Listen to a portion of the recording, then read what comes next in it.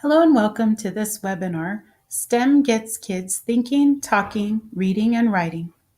This webinar is presented by the California Reading and Literacy Project, Fresno State, and will be led by Jean Kofelt-Berletic. And I am Jean Kofelt-Berletic. I am a CRLP teacher leader and fifth grade teacher. I have a passion for science, literacy, language, and learning. I've been teaching for 20 years, and I'm excited to show you some ways that I've been using science to get my students listening, speaking, and reading and writing. You can find me after this webinar by contacting me at jeanberletic@gmail.com. Our objectives will be to become familiar with the goals, contexts, and key themes of the California ELA/ELD framework and the Next Generation Science Standards, to examine a structure for application of the engineering design process, and to explore how these pieces fit together in a real classroom context, supporting literacy, language, and 21st century skills. Key to that will be developing a new understanding of the California ELA/ELD framework. Let's take a look at this graphic. This graphic is called the Circles of Implementation and can be found throughout the framework. It begins with the orange circle outside, which are the overarching goals of ELA and ELD instruction. They are that students find readiness for college, careers, and civic life. They attain the capacities of literate individuals. They become broadly literate, and they acquire the skills for living and learning in the 21st century before they move on to college or career. The second aspect we will consider is the white field, just inside the orange circle. This white field represents the context in which instruction occurs. This context should be motivating, engaging, respectful, integrated, and intellectually challenging. With that in mind, let's look at the key themes of instruction. These key themes of the standards are meaning making, effective expression, language development, foundational skills, and content knowledge. And these themes highlight the interconnections between the strands of the standards in both ELA, Common Core Standards, and ELD. We will be able to easily see the connection between content knowledge and meaning making, effective expression, and language development through the examples that you see today. Another key piece to have an understanding of are the next generation science standards, and specifically the engineering elements. This is an example of one of the engineering standards from the next generation science standard. The engineering standards span grade levels. So this one is for 3 through 5. Up at the top in the white section here, you can see the standard, which is a little different than how we've seen standards written before. This explains what will a student look like if they can demonstrate understanding of this standard. And if so, they can, in this case, define a simple design problem reflecting a need or a want that includes specified criteria for success and constraints on materials, time, or costs. Now we're thinking about grades 3 through 5 here. Keep that in mind. The three-dimensional aspect comes in here with these three colored areas. This first section I'll draw your attention to is the disciplinary core ideas, or DCIs. The DCIs are most like the standards that we've known in the past. These list the what students know. So this lists the content knowledge that students will gain in this standard. The green section is how students will think like scientists when they are performing these tasks. These include things like identifying cause and effect, etc. And finally, how will they do this? They will gain this knowledge and understanding through use of science and engineering practices, the third dimension here. And in this case, it's asking questions and defining problems. So these three dimensions are part of each one of the next generation science standards. Below that, in this white area, you'll see connections to other grade level standards. Also, articulation across grade levels when you're using these grade level span standards. But down below here, you'll see the Common Core State Standards for Literacy and Mathematics, and that it corresponds with this one in particular corresponds well with some fifth grade standards and in all areas. And you'll see how my students are using both literacy and mathematics as they're learning science and applying it in an engineering setting in the examples that we look at later. So the question is, why science and engineering? If we think back to that graphic with the circles of implementation, one of the key themes is content knowledge. With that in mind, students build their other literacy skills as they build content knowledge. The more you know about a content, the more literacy you can apply and develop. And inversely, the more language and literacy you have, the more content you can learn. So these build together, they build concurrently. But really, why science and engineering? There's so much to do in the day. Why? Because kids love science. They love to become scientists. And scientists use language to communicate their ideas, so it's a perfect fit. Scientists are listening, they're speaking, they're reading, and they're writing to convey their understandings and their ideas. So let's take a look at the context that we use. My school district uses a curriculum called Engineering is Elementary. They're standalone units from the Museum of Science in Boston. An important aspect of Engineering is Elementary is the engineering design process. And we call it EDP in our writing just to make it a little shorter. But the engineering design process starts with asking a question. And it's not just a question of what's going on here and what can I do, but also considering what have others done when they've looked at this problem. Then it takes students to the step of imagine, where they imagine possibilities for solutions. Not just solutions for now of how you might fix a problem, but also how you might prevent it in the future. Moving from imagine, they go to the plan stage. And in the plan stage, they think about the constraints. They think about the timeline. They think about their budget. And they think about how they're going to carry out the task. And they start drawing out plans and communicating. In create, they really bring it together and they actually build their design that they feel will address the question or the problem that they are dealing with.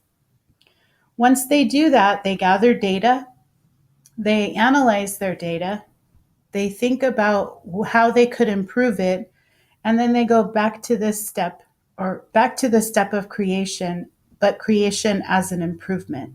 So you'll see some examples of this along the way. One important thing that is an aspect of this as well, which is key throughout the ELA literacy and ELD standards, is collaboration. And students have to deal with that too. And you'll see that can get a little tricky, especially in the imagine phase. And because they're so excited about it, sometimes they have some work to do when it comes into the planning of whose plan is going to be the one that we build together. The unit that we'll be looking at is called Water, Water Everywhere, Designing Water Filters. And its focus is on water and environmental engineering for elementary students.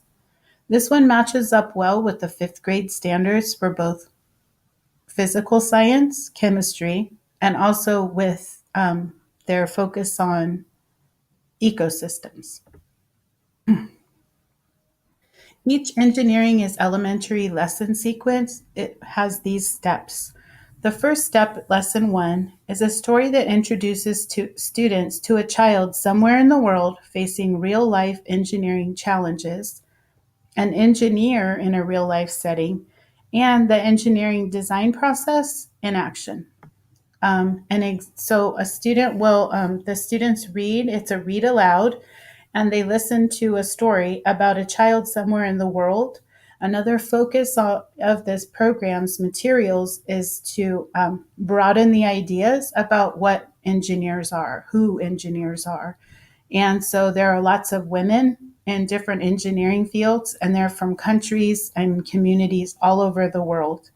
So they see a lot of diversity there, and they get to learn a lot about different areas of the world that they may not be familiar with. In that context, they also meet an engineer in a real life setting. Many students think of engineers as people who design buildings. And what they find out in these lessons is that engineers come in many different forms, from engineering transportation to engineering things in the environment, etc. And they also see the child facing a problem that they would face in real life going through the engineering design process. So you can reconnect to that in each phase that follows. Lesson 2 introduces students to the type of engineer on a deeper level. For example, the one we will look at, or that we worked with, was an environmental engineer.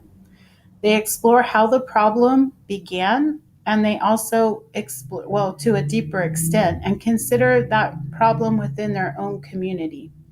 The example that we'll be looking at deals with contaminated water sources in the Ganges River, and they also begin to look for places where they might find contaminated water or other kinds of pollution in their own community. Lesson 3 engages students in the engineering design process and begins with ask and moves them into the imagine stage as they explore the materials that they might use in their plans and begin to record and compare data. Lesson 4 challenges students through the plan, create, and if time permits, improve stages of the engineering design process where they're actually building their own version of something like the child did in the story. Another piece of engineering is elementary that stands outside the lesson sequence is a focus on what exactly technology is.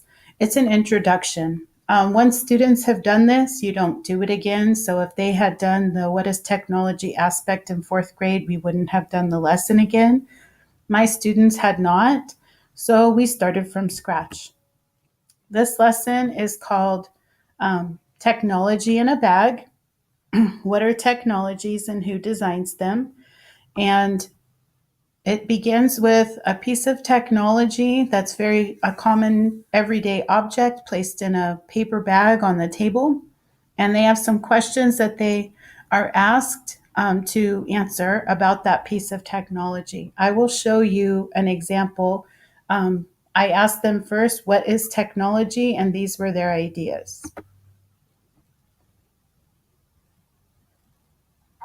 I think technology is something that someone creates, like a tablet or a Chromebook. Want someone else? I think technology is like something that people make, like with the American Indians. They created different technologies to help them survive in their climate. Thank you. Choose someone else. Chris? I think technology is something like a tablet, a phone, and something that an engineer can create. A robot. Technology is something that wasn't back then, and now we have it. What do you have? Technology is everything created by human beings. I think technology is Anything that a person makes to make our lives easier, like a pencil. Okay. I think technology is something that's very my engineering.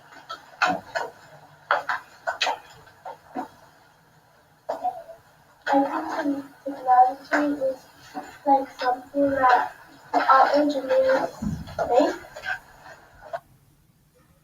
So that's an example of what their understanding of technology was before we started. Then they had their technology in a bag. Some examples of what came in the bag were a paper clip, the instructions for how to make jam, the steps, um, a rubber band. And here's one example of what students did with their technology in a bag. Our object is a paper clip. A paper clip is useful because it holds paper together. It keeps you organized and it is made out of wire. This paper clip is handmade. This paper clip needs a human to work. So, this activity really enables them to expand their ideas about what technology is and begin to think that you can use an existing technology in a new way. One of the other steps in this is for them to imagine different ways to use their technology. And it could be I could use this paper clip to hold together cords behind the computer, or to hang up pictures from the ceiling, or to hold my hair together if I lost my rubber band, etc. And that really helps them to think about somebody else solved a problem with this, but how could I improve upon their idea or think of it in a different way?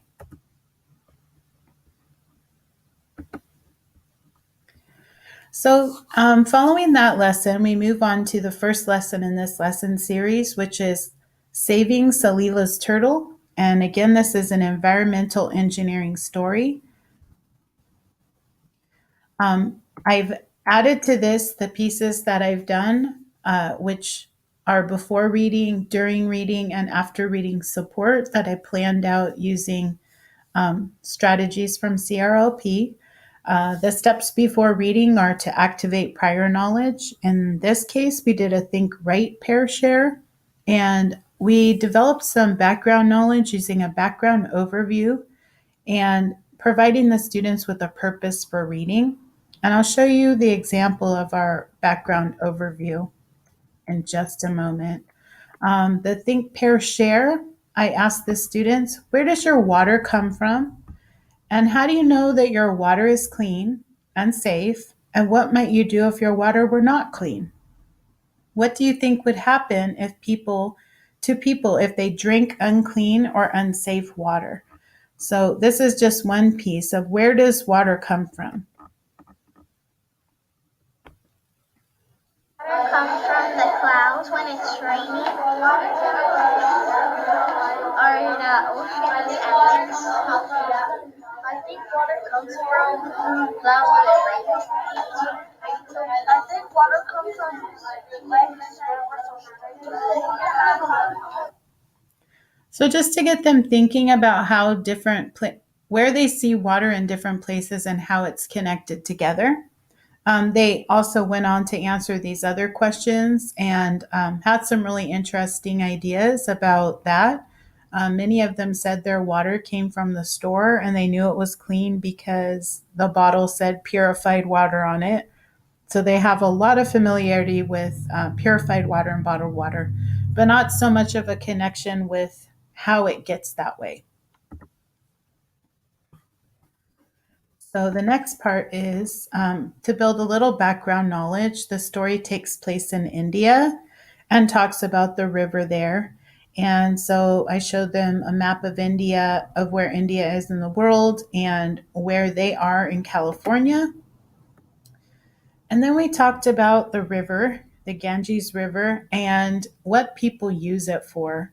And they knew about boats and rivers, and they knew people went in the rivers, but we're surprised to find out what it actually looked like to have people use a river for transportation and how that's different than recreational use in many ways.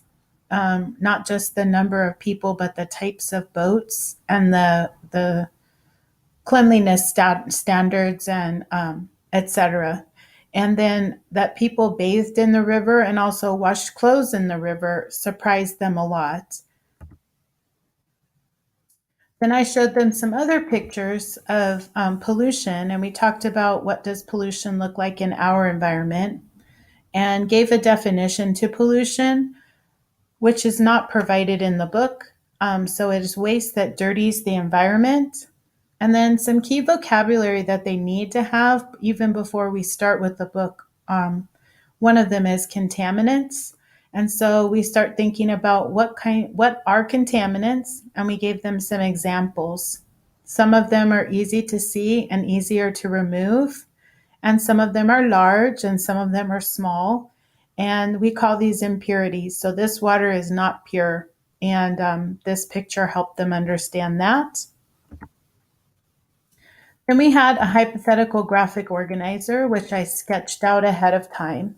And I highlighted some key vocabulary, some of the vocabulary that we talked about before, but this time in context of a picture that kind of goes with the book that they're reading. And I'll show you in a second the finished product. And this was finished actually after we read. We brought it back together and added some details of what they had learned in the book. And it looked like this. So from the book, they learned that Salila, which her name means water, lives in India near the Ganges River. And there was a little bit of a discussion about the water cycle. And they had little bits and pieces of it, but they wanted to add the arrows after we read. Some key vocabulary was microbes, contaminants, pollution, bacteria, and precipitation, and understanding that these different other pieces were the contaminants. So they could give examples like smoke, which are gases, and dirt, soap, and wooden twigs. And the premise of the story is the little girl goes to the river and she sees a cachua, which is a turtle, and she wants to bring it home. And because she sees that the water is very dirty. And it talked about this rainbow slick. So when we drew a boat here, we drew the rainbow slick. And so she has to figure out how she can clean some water from the river to bring the turtle home to a clean water environment. So that's her problem that she's facing. And that becomes a similar problem that they face in the next few lessons. Then I gave them the purpose for reading, which was to listen to find out what Salila learns about pollution and what she does to help solve the problem. During reading, we asked questions and did vocabulary step-asides for Tier 1 and Tier 2 words. Many of those words were words that we did add to the graphic organizer, so they had a contextualized understanding of the vocabulary. We also talked a little bit about signal words. And in this book, there weren't very many, but when we could, we would talk about cognates. After reading, they have an expressive task, so they'll be reflecting and they'll be participating in a collaborative conversation about the engineering design process that Salila went through, and also the problem itself of pollution. So we practiced we had some sentence frames, and then they went to discussion and writing. The reflection questions were, what are some of the ways people use the Ganges, and what are some of the things that caused the Ganges to become unsafe? What were some of the contaminants in the Ganges River? So I'll show you some examples of their conversation.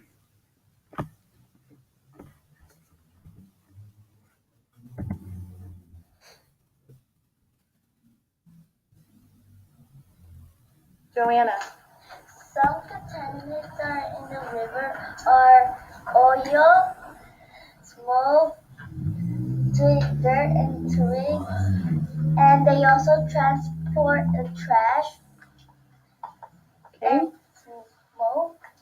Thank you. Can you call on somebody else who has an idea?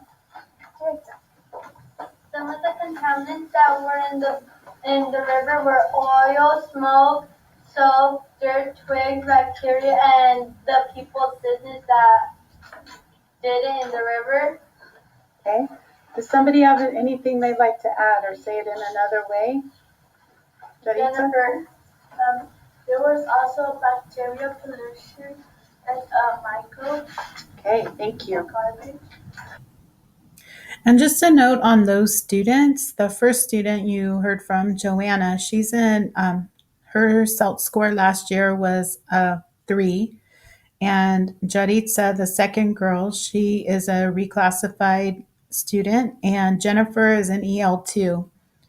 So you can notice right away the content vocabulary is there, and they were supported with the structure and the questions to be able to answer those questions.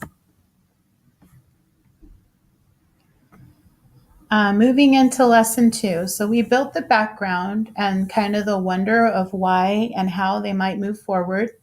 Lesson 2 focuses on who are environmental engineers. So what are the kinds of things they study? And in this, they look at some pictures of where contamination is occurring, and they are looking for sources of contamination that environmental engineers might try to mitigate. So how might they take care of it now, and how might they prevent it from happening in the future? And here's an example of the prompt. Your last task with the picture is to identify sources of contamination. They could be artificial or human-made, or they can be natural. So identify and circle sources of pollution, and at this time you can color in your picture too. Be ready to share. You have about 5 minutes.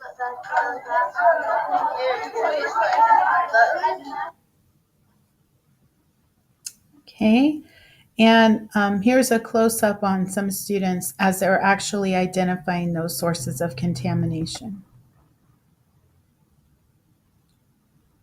It's probably gonna go to clean or water the tree. Oh, the tree cleans the oxygen. Oh yeah, the tree is cleaning the smoke and turning it into good oxygen. Okay. They each color in their pictures and put it together into a mural presenting a few different aspects of or perspectives on the same thing. Their homework for the day was to identify a source of pollution or contamination in their environment, in their community, and think about how they could help it today, help improve the conditions, but also how they could prevent it in the future. And 100% of them brought their homework. They really like writing about that. So they each wrote a paragraph about that. That lesson too really empowers them to understand that their role as an engineer would be to solve a problem like that. And it's a big problem that affects many people. And lesson 3 takes them into exploring filter materials. So in this step, they actually imagine a filter. So if we were going to create a filter, what kinds of materials would work well and what kinds wouldn't work well? And they began to think about what would the criteria be if the filter cleaned the water. So here's a discussion that occurred as they were defining their criteria. Israel? What would be clear? The water. Okay, so the water would be clear. Okay. What other criteria might we use to see if the water filter worked well? Axity? There's no more dirt inside of it. Okay, so no more particles, and the color would be clear. Okay, Yaretsi?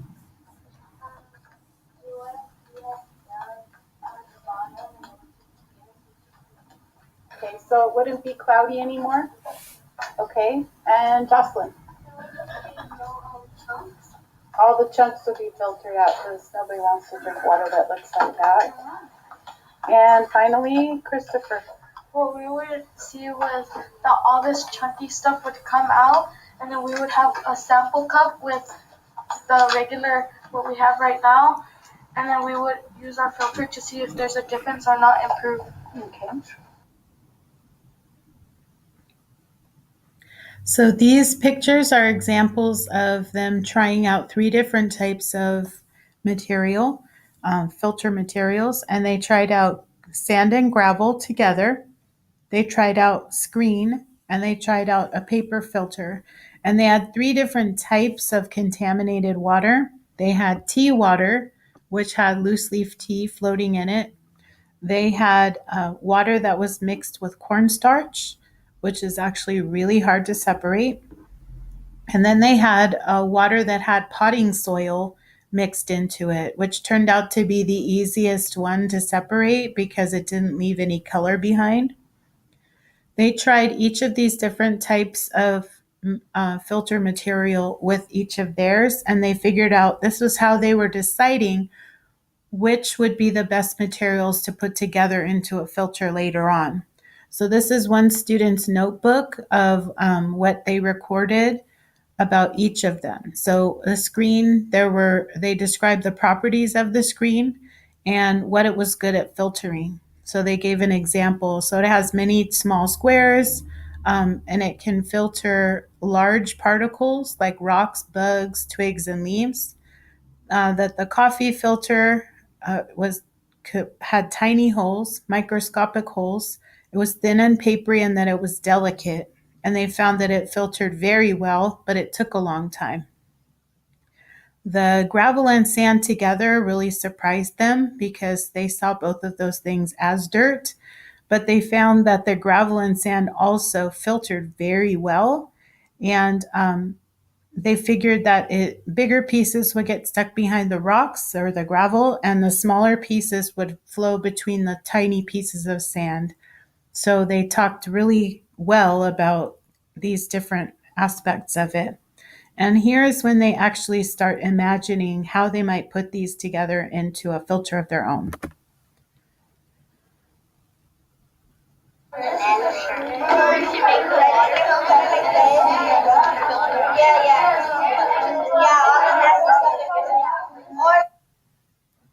And that's just a little snippet, but you can really see the level of discussion and engagement during this entire thing is very, very high. I had 0 students absent for all the days that we were working on this, which was a big accomplishment, and 0 behavior problems as well. The kids were very engaged, had a lot to say, and definitely felt that they learned a lot and showed that they learned a lot. Moving on, let's look at lesson 4. This is where they're actually designing their filter, and they have to make some decisions about what materials they're going to use and why. And so they have to, and the other aspect here, like I mentioned before, is collaboration. So students have to work with others to discuss the qualities and also the constraints. So they have a rating scale, and the students were rated on how long it took for the water to come through, about a half a cup of filtered water, how much it cost them to buy their filter materials, because I had them fill out a chart for that, and how well they compared it to some they graded water. So from the unfiltered water to clean water, where were they on that? And they would get points. So they kept all of those things in mind. And here is an example of them thinking about what materials they might use and explaining why.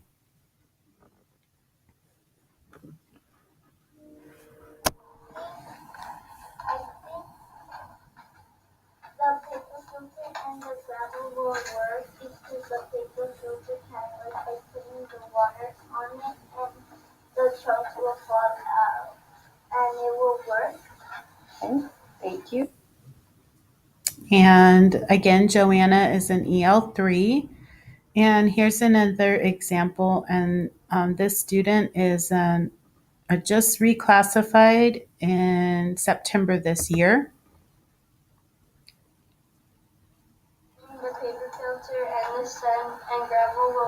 because you could just fold the screen to make it more stronger, and it could take out the particles. And the paper filter, you can use it, put another one on top of it, and it'll make it stronger, so you could use it better. And the sand and gravel will attract the particles. So a lot more examples of them using the language for an authentic purpose, both in reading and writing. And after this point where they made up their ideas about what materials and why individually, they had to discuss what with their group what they would use and then make an agreement. But they also talked about what would not work well in the filter, what they would not include. I think the gravel, sand, and the paper will not work well. I think it won't work well because the paper will just turn soggy, and the gravel and the sand will make a bigger mess. Okay. Taking their plan a little further, they had to individually sketch out a plan, and modeling is new to them in fifth grade. They haven't done that much before, and this was one of their first opportunities to do it unassisted. And so the idea here was that they would draw a model of what would work well together and label all the pieces. So they had selected, one person had here in this example had selected a paper filter and another had selected sand and gravel. And they labeled all the parts of it. And you can see that this one in particular, it says the test, and this is clean. So this water that came through came out clean. So they had to negotiate the cost with their group as well. Like I said, they had after they tested those three materials, there were a few other materials introduced when they actually got to build their own. Those other materials were cheesecloth, which they didn't really know how it would work, and cotton balls also, which they didn't really know how it would work. They compared the cheesecloth a lot to the screen because the holes were large, and they compared the cotton ball to the sand and also the coffee filter. And that was pretty right on. So let's see what here the negotiating material sounds like.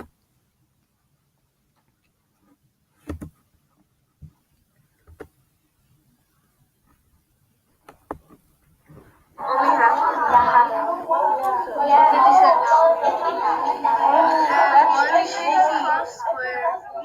We need it. We're not going to use it. So that's $2.50. So once they negotiated it, they had to explain how much their water filter cost and what were the pieces.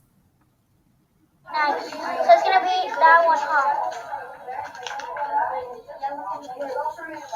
So to make all of this, we're going to need one filter holder, one screen, one half a cup of gravel, one half cup of sand, one cheesecloth square, one cotton ball, two paper filters. And then next thing you know, they're making it into a rhyme. Let's see where they go next. Once they had their plan, they got to get their materials and actually create the filter. These are some pictures of the students watching, observing what happened. And this is an example of one of the student pieces of student work. So what was their goal? Their goal was to clean as much of the contaminants as they could so that it could be drinkable. So they were hoping that they would be able to filter it to a drinkable state. And then we talked about criteria, and the criteria that they came up with to judge the water filters was that it worked pretty fast, that the water was clear, meaning it had no color, it wasn't brown anymore, and that it was clear, it wasn't cloudy, and there were no large particles. And let me say here that the water that they used here was the contaminated water that they were working with here was different than what they had worked with when they were testing the materials. It was actually all three of those items combined together in water. So cornstarch, potting soil, and loose leaf tea mixed with warm water. So it was quite brown. It had chunks that were floating, and it was also cloudy. So they had to describe the mystery water and talk about how it was the same as the contaminated water they tested earlier, and also how it was different. So they each tested different types of water before. So this student, hers was the white and cloudy one, which was the cornstarch water. And so it was different than the one they had now. So even though they could have probably come up with an answer of what worked well when they were filtering out one contaminant, now they really have to think about, okay, well, what did everyone else get as a result using different types of filter materials with different types of contaminants? And step 4, or question 4, which materials do you think will work well? And she thought the paper filter would work well because it has no holes for the contaminants to go through, or tiny holes it actually has. So her idea was to use the paper filter, and that was her reasoning.